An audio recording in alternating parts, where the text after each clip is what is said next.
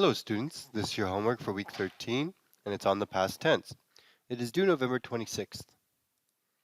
So the past tense, what is the verb in the following sentences? So we have walked, ate, played, talked, and again played. Now what do all these common verbs have in common? They are all in the past tense. So why are we reviewing the past tense? Well, this is quite simple. Narrative writing is almost always done in the past. You cannot tell a story that has not happened yet. Otherwise, you would be predicting the future. So it's very rare you use any other tense than the past tense when writing a story. Obviously, unless you are doing direct quotes or something like that. So, past tense. Tense, it refers to the time an action has taken place. The tense only changes the verb. That's why we have to recognize verbs as our first step to making sure something is in the past tense. The past refers to something that has already happened. Two types of verbs. Regular verbs follow rules and are easily changed from past, present, and future tense. These are the lovely verbs that 95% of the time make us happy to put into the past tense. Now, the naughty verbs are called irregular. They do not follow rules, and they must be memorized. They are harder to change from the past, present, and future tense. So there is no rule to tell you what a verb, if a verb is irregular or regular. So this is something you have to remember. So here are some rules for turning the past tense of regular verbs. So if the verb ends in a consonant, just add ed. All we have to do is add the suffix ed. For example, jump, jumped, walk, walked, talk, talked. And remember, a consonant is anything that is not a vowel, and a vowel is A, E, I, O, U. If the verb ends in an E, just add a D. So it's not going to be danced, it's just danced, fence, fenced, shave, shaved. And if the verb ends in a Y, remove it and then add I and then ED. Study, studied, hurry, hurried, scurry, scurried. So the past tense of irregular verbs.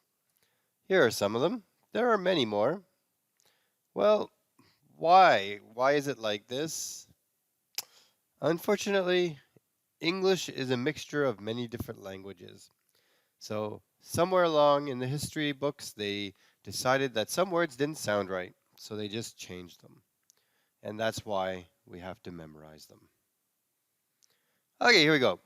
Here's a past tense example. So I walk to the park every day.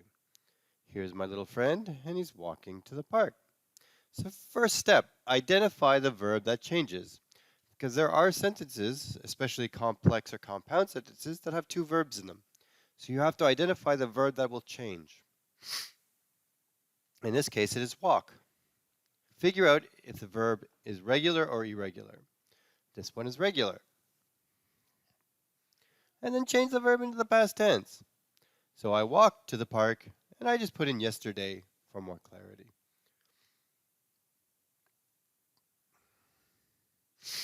So our last example here, we're going to look at a paragraph. Ahmed loves going to the mall. He prefers the O1 mall because it is the best. He loves to go to Nova Cinema and watch movies.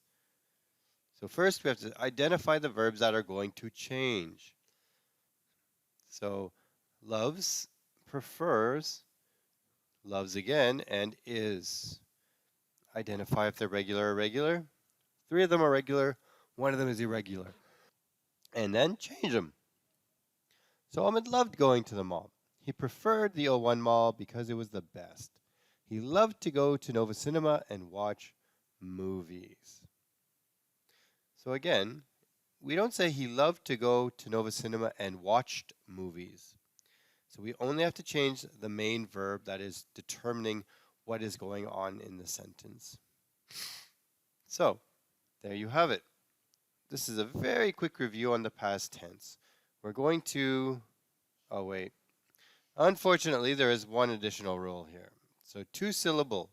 Everybody remembers a syllable. A syllable is how a word gets broken up. So cinema, 3 syllables. So stress on the second syllable ending in a single consonant. You have to double the consonant and then add ed. So I think that's it for today. I'm sorry about the coughing, and I will see you tomorrow.